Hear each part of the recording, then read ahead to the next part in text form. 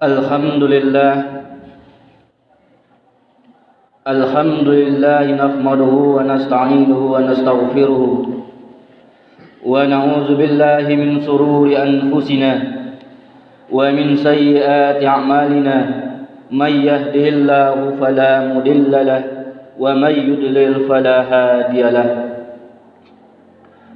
Ashhadu an la ilaha illallah wahdahu la syarika lahu wa ashhadu anna Muhammadan abduhu wa rasuluh la nabiyya ba'dah.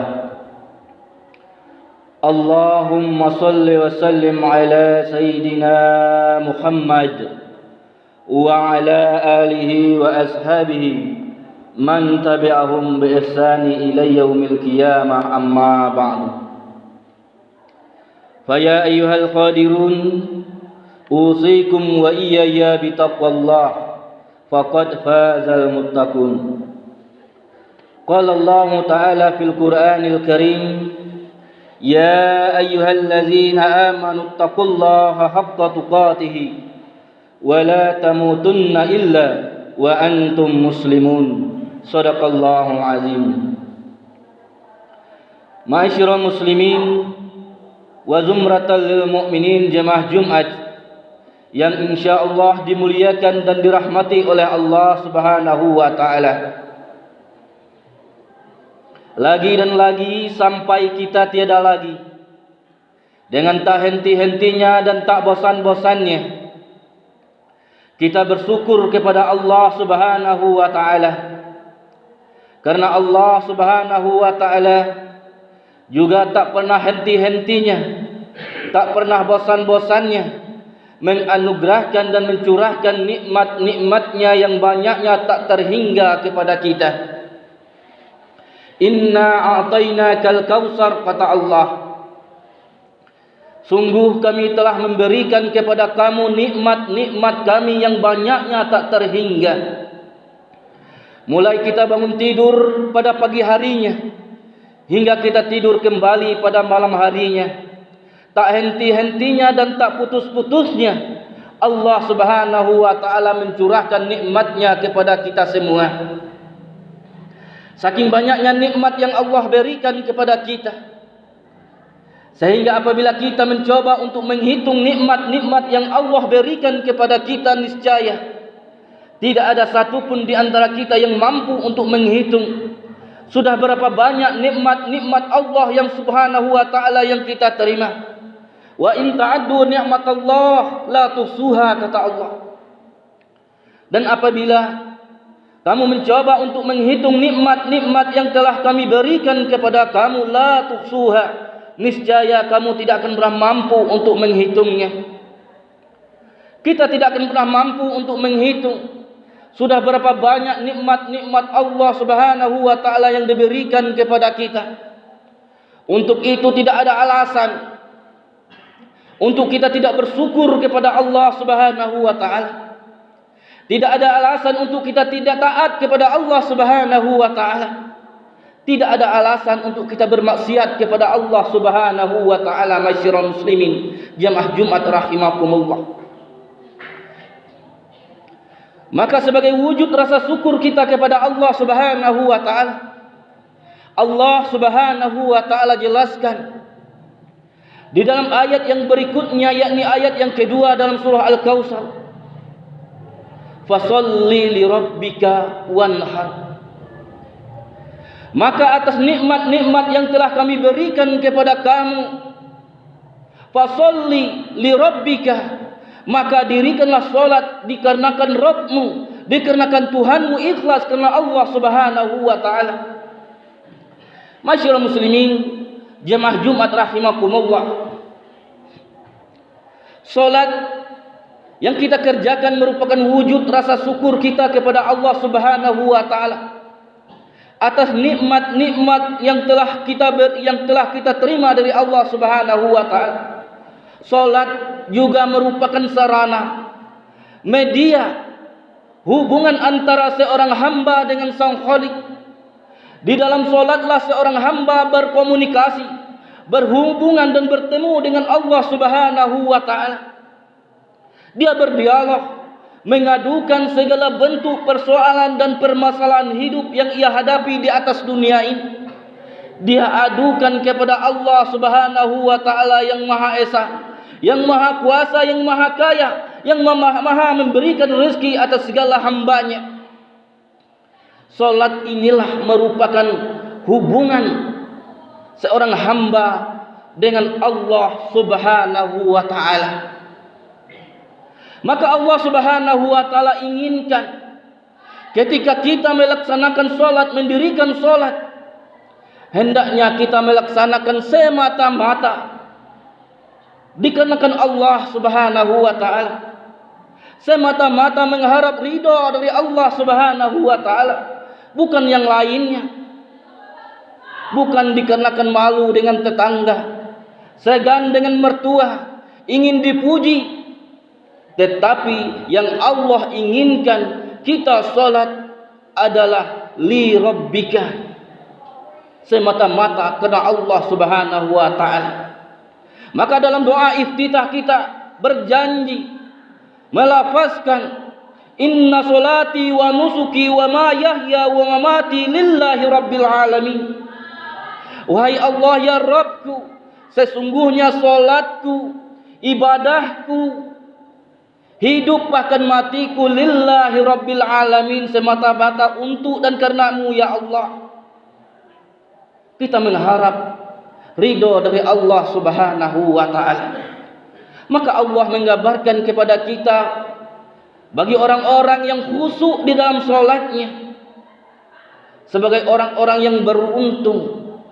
Qad aflahal mu'minun, beruntunglah orang-orang yang beriman, allazina hum fi salatihim khashi'un, yaitu orang-orang yang khusyuk, yang ikhlas di dalam salatnya.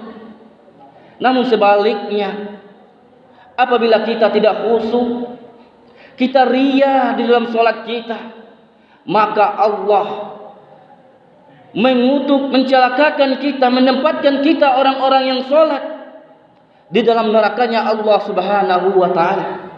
Fawailul lil musallin allazina hum an salatihim sahun allazina hum yura'un wa yamna'unal ma'un.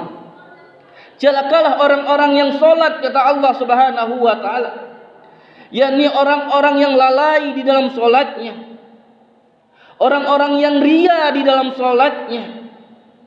Maka mudah-mudahan kita bisa mendirikan, melaksanakan salat ikhlas khusyuk karena Allah Subhanahu wa taala. Dan wujud rasa syukur kita yang selanjutnya dijelaskan, wanhar, kata Allah, dan berkurbanlah, sembelihlah hewan kurban sebagai wujud rasa syukurmu kepadaku, kata Allah Subhanahu wa taala.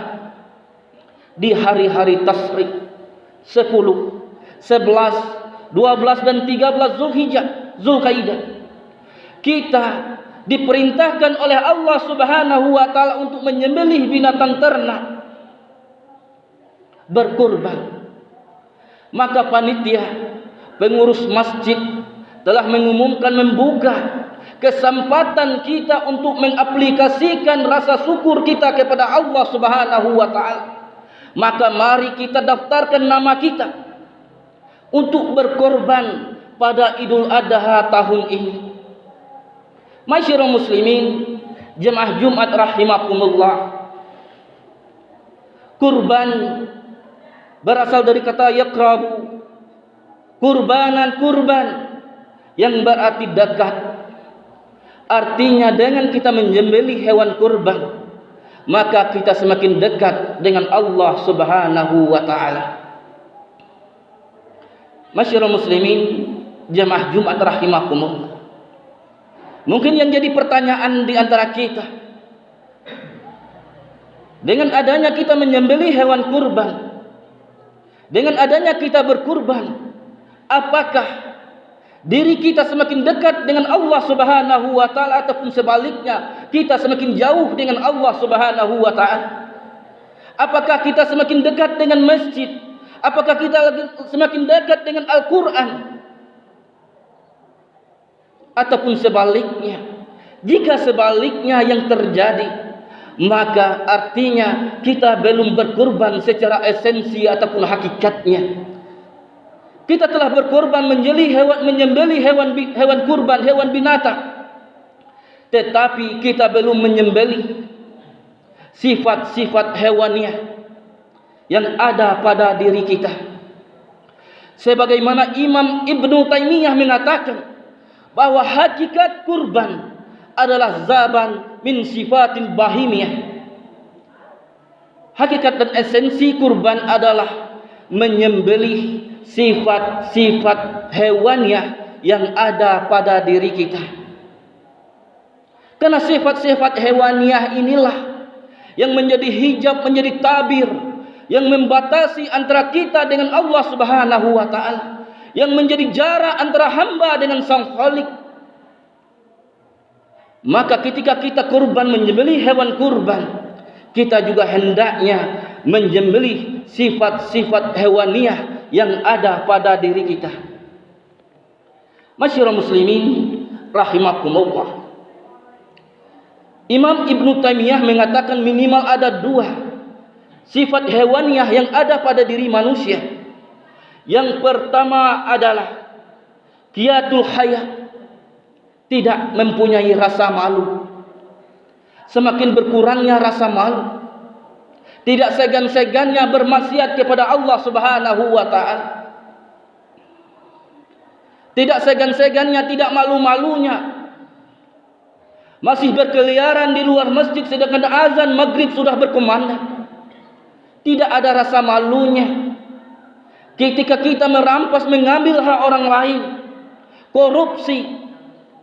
Bahkan kita lihat ma'asyiral muslimin jemaah Jumat rahimakumullah, para koruptor di televisi, bukannya ada rasa malu, tetapi dengan bangganya, dengan tersenyumnya melambaikan tangan dan menyatakan bahwa saya adalah koruptor miliaran rupiah. Tidak ada lagi rasa malu. Maka sifat rasa malu ini, tidak adanya rasa malu ini harus kita sembelih dalam diri kita, ma'asyiral muslimin rahimakumullah. Kemudian yang kedua adalah sabuiyah, yakni sifat buas. Tidak peduli lagi halal ataupun haram, sikut kiri, sikut kanan.